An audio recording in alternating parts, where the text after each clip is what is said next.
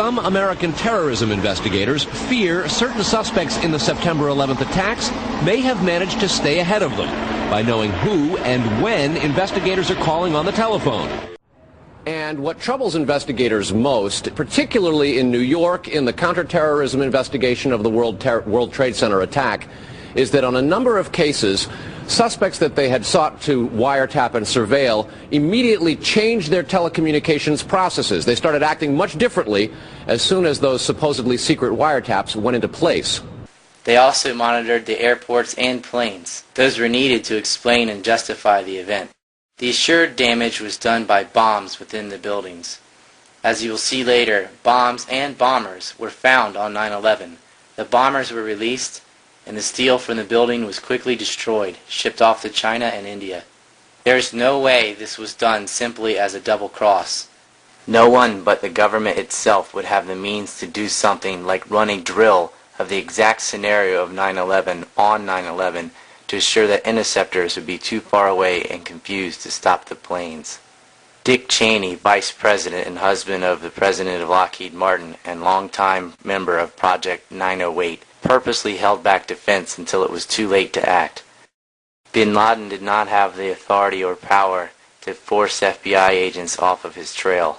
Bin Laden didn't have the means to set up a false flag and steal anthrax from within American labs and take credit for it with his hijackers and associate it to Iraq to falsely lead America into believing that Iraq and Al-Qaeda were together and start a war there to bog down American forces. The U.S. and Israel did that all on their own.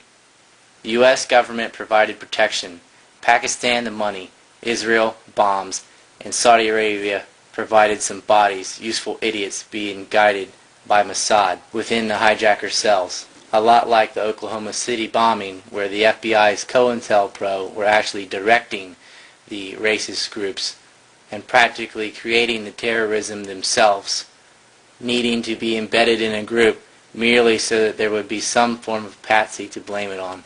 One explosion caused, because here's now what we are starting to learn about the succession, or what someone obviously hoped would be a succession of explosions. The first bomb that was in the federal building did go off. It did the damage that you see right there. The second explosive was found and diffused. The third explosive that was found, and they are working on right now as we speak, I understand, both the second and third explosives, if you can imagine this, were larger than the first. He told us the operatives had been instructed to ensure that the explosives went off at a point that was high enough to prevent people trapped above from escaping. Within the hijacker cells were leaders who were not idiots, but operatives guiding the attack. These men used fake passports and planted evidence after the attack to create a paper trail in the direction that they wanted. Muhammad Atta, or the man claiming to be him, was certainly one of these operatives and never boarded his final flight. He probably dressed as a crewman and slipped onto another flight, ultimately leaving the country. That's my speculation. Just a moment, you say. Wouldn't this be in the media? Bombs in 9/11? Israeli Mossad agents spying on the hijackers and the Fed helping the hijackers? Money from Pakistan and Saudi hijackers? Surely the news media would uncover this, right? More like cover it up than uncover it. One must understand that TV media is state-run. They lied uniformly to create a war with Iraq. The 9/11 wasn't just about starting wars in Afghanistan and Iraq. Those wars are part of a larger plan for a new century. We'll be diving into that later.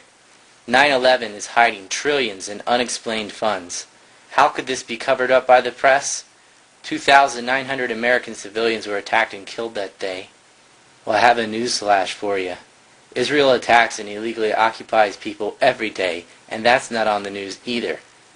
In fact, with the same mentality of a rapist, they blame the victims. Before discussing 9/11 further, I think it's crucial to get around this media issue. In order to understand the events of 9/11, you'll have to come to terms with our mass media and their undeniable complacency and willingness to lie to the public. What you won't see in the U.S. media. Carl, what about this question of advanced knowledge of what was going to happen on 9/11? How clear are investigators that some Israeli agents may have known something? Well, it's very explosive information, obviously, and there's a great deal of evidence that they say they have collected. None of it necessarily conclusive. It's more when they put it all together. A bigger question, they say, is how could they not have known? Almost a direct quote. I'm going to show you some clips of the truck bombings in case you forgot or never saw them or don't believe me. And also pay attention to these live reports about explosions at the base, the lobby, the basement of the building. These are reports from eyewitnesses, survivors, firemen, police, and the FBI. This would all get a nice church-off whitewashing and be replaced by pancake theories on one extreme and disinformation ranging from everything from Bavarian death cults to space aliens on the other. Okay, I'm okay, all right? Here, hold on. You want to call your mother or something?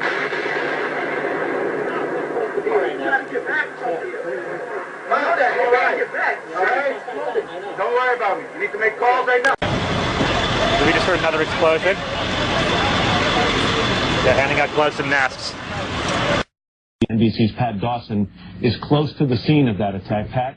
Just moments ago, I spoke to the chief of safety for the New York City Fire Department. He received word of the possibility of a secondary device, that is another bomb going off. He tried to get his men out as quickly as he could, but he said that there was another explosion which took place.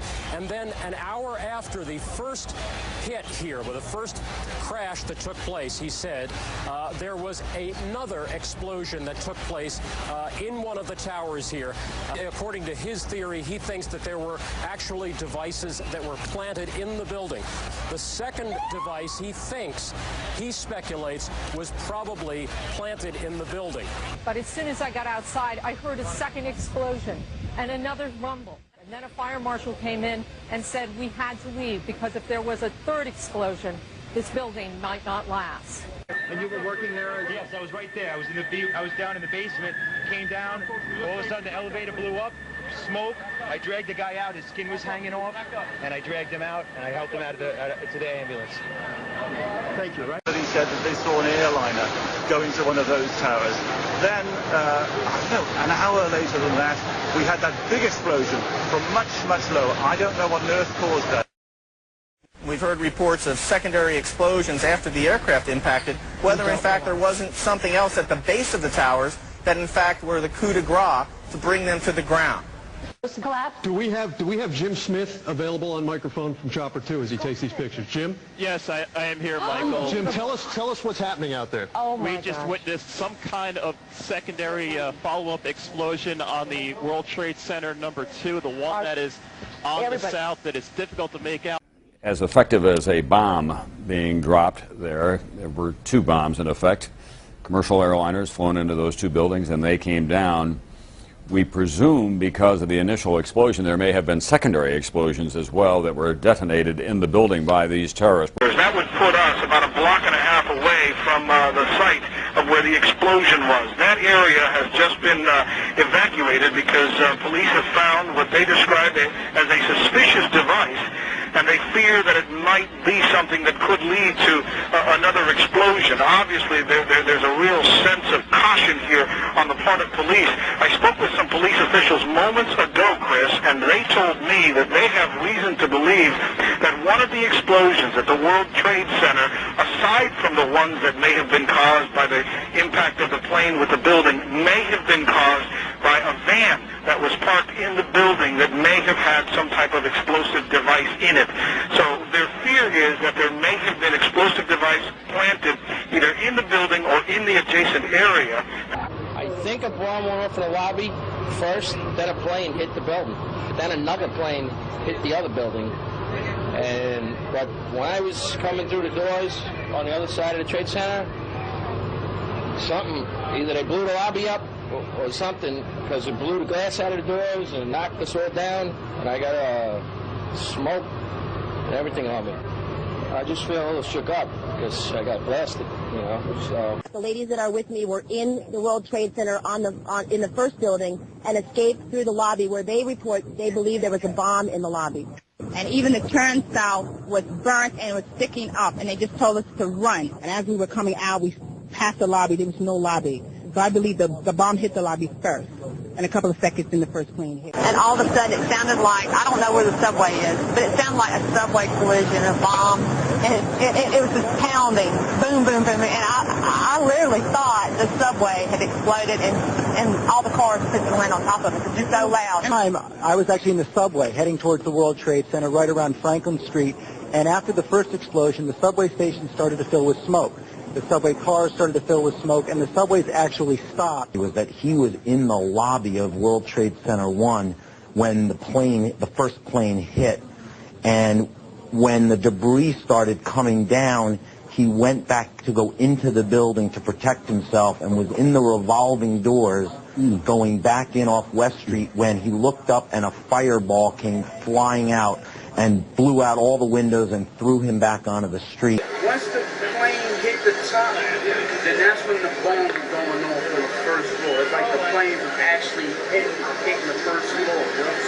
You were hearing boom, boom, boom, boom, boom, boom, boom. Explosion that was in the World Trade Center at about 8:46 a.m. in the morning. The explosion came from, I believe, at first we believed that it came from the mechanical room.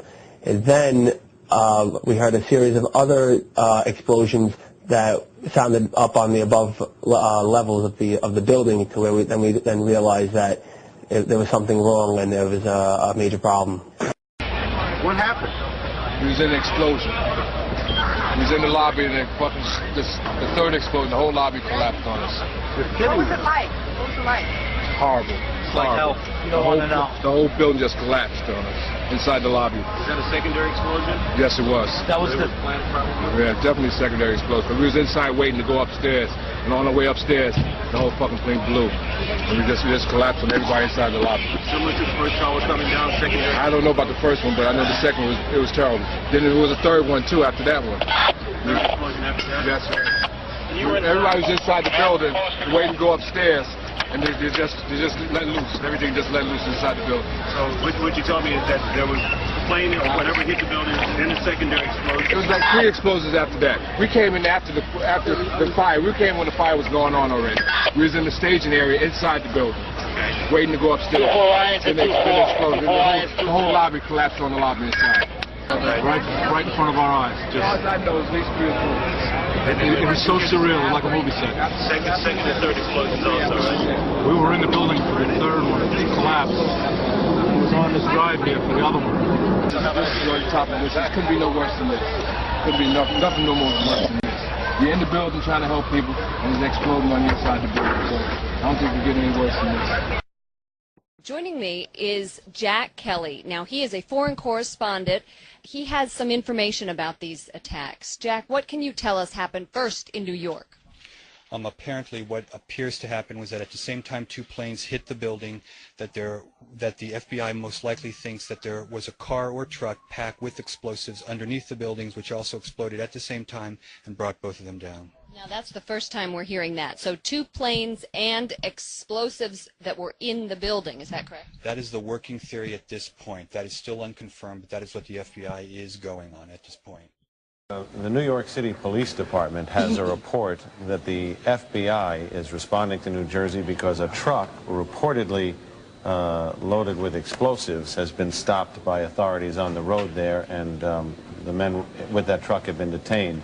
Members of the Joint Terrorist Task Force, according to the New York police officials, are responding to question those people. I want to underline that all the phones to police headquarters and to the FBI from here seem to be disabled. Still alive in the rubble in and around the World Trade Center. And word late tonight that 2 suspects are in FBI custody after a truckload of explosives was discovered around the George Washington Bridge. That bridge links New York to New Jersey over the Hudson River. Whether the discovery of those explosives had anything to do with other events of the day is unclear, but the FBI has 2 suspects in hand, said the truck load of explosives, enough explosives were in the truck to do great damage to the George Washington Bridge. But they arrested the 2 suspects and they're questioning them as we speak. There are at least 2, possibly 3 vans stopped by police on 9/11 and another 4th van spotted by a journalist. One had 5 individuals and traces of explosives. Another had 2 individuals and was packed with explosives. The 3rd van got away, and the 4th was a diversion. The first van had been spotted earlier in Liberty State Park by a witness who saw 3 men celebrating and filming the World Trade Center attack. Because of the timestamp of the bolo,